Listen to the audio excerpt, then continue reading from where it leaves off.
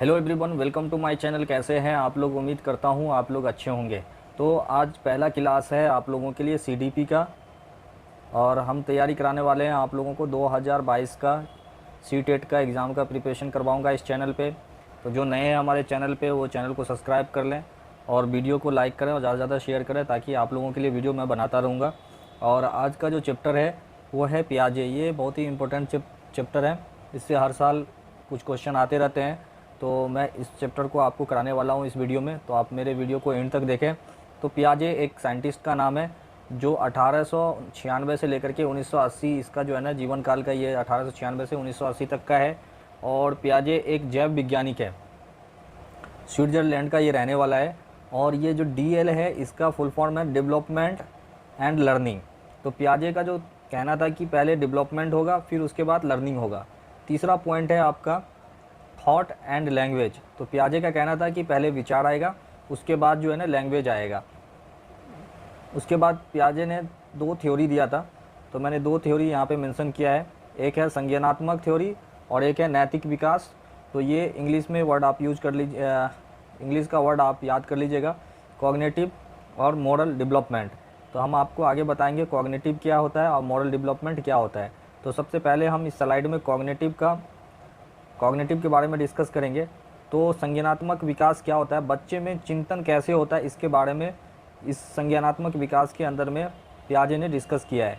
और ये विकास जो होता है ना, ये लगातार वाला विकास नहीं होता, डेवलपमेंट कंटिन्यूस नहीं होता है, इसमें डिसकंटिन्यूस डेवलपमेंट होता है। कभी कभी क्वेश्चन सीटेट में आता है कि संज्ञानात्मक विकास जो है वो किस टाइप का है, कंटिन्यूस है या डिसकंटिन्यूस है।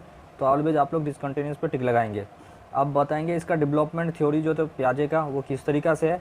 इसने डेवलपमेंट थ्योरी को चार भाग में बांटा है, जो मैं एक ग्राफ के जरिए आपको यहाँ पे बता रहा हूँ। एक है 0 से 2 साल तक के बीच का बच्चे का, फिर 2 से 7 साल का स्टेज, फिर 7 से 11, 11 से 15। ये चारों स्टेज का अलग अलग नाम उसने दिया है। 0 से 2 वर्ष के बीच को सेंसरी मोटर बोला है, और 2 से 7 साल के बीच के एज के विकास को प्री ऑपरेशनल विकास बोलते हैं, और 7 से 11 साल के बीच के विकास को मूर्त संक्रियात्मक विकास बोलते हैं, और 11 से 15 साल के बीच के विकास को औपचारिक संक्रियात्मक अवस्था बोलते हैं। तो ये चार जो विकास है का स्टेज है, ये चारों विकास का स्टेज जो है पियाजे के अकॉर्डिंग जो है हम आगे स्लाइड में पढ़ेंगे। उससे पहले हम ये जान लेते हैं कि कॉग्निटिव डेवलपमेंट में पियाजे ने 4 कारकों को महत्वपूर्ण माना। ये 4 कारक आप लोग याद कर लीजिए एज इट, क्योंकि आगे जो ऑब्जेक्टिव क्वेश्चन इसका आने वाला है उसमें इससे मिलता जुलता कई क्वेश्चन जो है एग्ज़ाम में पूछा गया है, सीटेट के एग्ज़ाम में। तो आप इस इस पॉइंट्स को अच्छे से आप याद कर लीजिए। इसमें है एक मैच्योरिटी और एक सामाजिक सोशल, एक है क्रियाकलाप और एक है इक्विलिब्रियम। तो ये 4 चीज़ जो है ये कॉग्निटिव डेवलपमेंट के अंदर में आएगा। तो 4 कारकों को आप अच्छे से याद कर लीजिए। 4 स्टेज आपको बताने से पहले जो है ना इसका कॉन्सेप्ट बता देते हैं। बच्चे जो है वो वातावरण के अनुसार अपने को ढालता है, और 3 स्टेज में हम आपको बताएंगे इसको।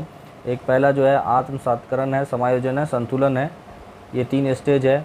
जैसे कोई बच्चा को बता दिया जाता है कि कुत्ते के 4 पैर होते हैं, काला होता है देखने में और भूंकता है उसका आवाज़, तो बच्चे जब इस चीज़ को ऑब्जर्व कर लेते हैं तो कोई काला कुत्ता को देखता है तो बोल देता है कि ये ब्लैक डॉग है।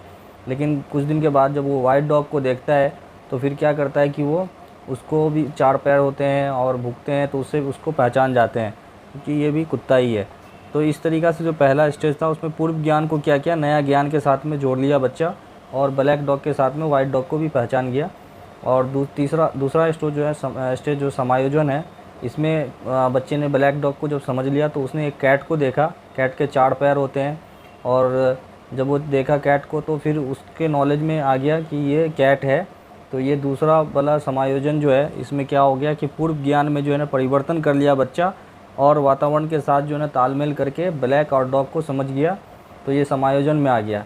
और संतुलन क्या हो गया, संतुलन जो इक्विलिब्रियम है, ये तीसरा स्टेज है जिसमें बच्चे जो है वाइट डॉग को, ब्लैक डॉग को और कैट को अच्छे से डिफरेंस करना सीख गया। तो ये संतुलन वाला स्टेज में आ जाता है। अब हम आपको बताएंगे सेंसरी मोटर बताएंगे, जो मैंने आपको पीछे आप देखे होंगे कि मैंने 4 स्टेज बताया था, उसमें एक स्टेज था सेंसरी मोटर। सेंसरी मोटर के अंदर में क्या होता है कि बच्चे जो है इंद्रियों के द्वारा जो है अपने चीज़ों को, वस्तुओं को, अपने आसपास की चीज़ों को समझने लगता है, जिसमें आपको देख करके या उसको सुन करके या उसको हाथ से टच करके या उसको सुगंध करके वो चीज़ों को पहचानने लगता है। तो ये आपको सेंसरी मोटर के अंदर में आ जाएगा। उसके बाद दूसरा स्टेज था प्री ऑपरेशनल, और इसमें एज भी आप याद रखेंगे, कभी कभी एज भी पूछता है। 0 से 2 साल के बीच के बच्चे को स्टेज में जो है सेंसरी मोटर आता है। इसी तरीक़े से हम पढ़ेंगे दूसरा stage pre operational. Pre operational में जो है इसको भी हम लोग 5 भाग में डिवाइड कर दिए हैं। एनिमिज़म और ईगोसेंट्रिज्म, इरिवर्सिबिलिटी है, और मुद्रा संप्रदाय है, और सेंटरेशन है। ये 5 पार्ट्स में इसको बांट करके हम लोग जो है इसके बारे में जानेंगे। तो पहला जो पार्ट है हमारा प्री ऑपरेशनल में, इसमें क्या होता है कि यह क्रिया करने से पहले ही की अवस्था है। इसमें बच्चे जो है ना काम नहीं करता है। इसमें बच्चा सामने आने वाली चीज़ों को देख पाएगा, समझ पाएगा, लेकिन कोई उस पर क्रिया नहीं कर पाएगा, इसलिए इसको प्री ऑपरेशनल बोलते हैं। और एनिमिज़म जो है इसका जो स्टेज है, जब बच्चा सजीव और निर्जीव चीज़ों में अंतर नहीं कर पाता है, तो ये इस स्टेज के अंदर में आएगा कि जैसे सजीव कौन सा है, निर्जीव कौन सा है, उसको समझ में नहीं आता है, तो ये एनिमिज़म में आएगा। और ईगोसेंट्रिज्म जो है दूसरा स्टेज, जब बच्चा यह सोचता है कि वो जो कर रहा है वही सही है, बाकी चीज़ सब गलत है, वो ईगोसेंट्रिज्म के अंदर में आता है।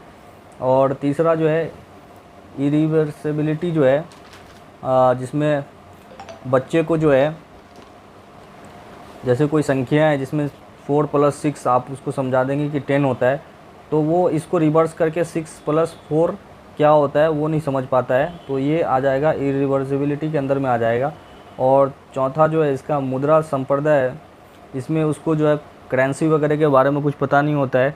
बच्चे जो है दूरी, भार, ऊंचाई आदि के कंसेप्ट की कमी होती है इसमें, ये मुद्रा संप्रदाय के अंदर में आता है। और सेंट्रेशन का जो कंसेप्ट है उसमें जो आ जाएगा कि जब बच्चा किसी भी वस्तु को, किसी भी चीज़ को छोड़कर किसी एक चीज़ पर ध्यान केंद्रित कर लेता है, उसे जो है ना सेंट्रेशन बोलते हैं। अब तीसरा स्टेज जो रहेगा प्री ऑपरेशनल के बाद में, मूर्ति संक्रियात्मक अवस्था और औपचारिक संक्रियात्मक अवस्था जो चौथा रहेगा, ये दोनों हम लास्ट के सेकंड वीडियो के सेकंड पार्ट में बताएंगे आपको। और उसके साथ में हम जो है ना क्वेश्चन एंड आंसर भी हम जो है डिस्कस करेंगे आपके साथ में। तो आपको इस तरीक़ा का वीडियो देखने के लिए मेरे चैनल को सब्सक्राइब कर लें। Thanks for watching my video. हम मिलेंगे आपको नई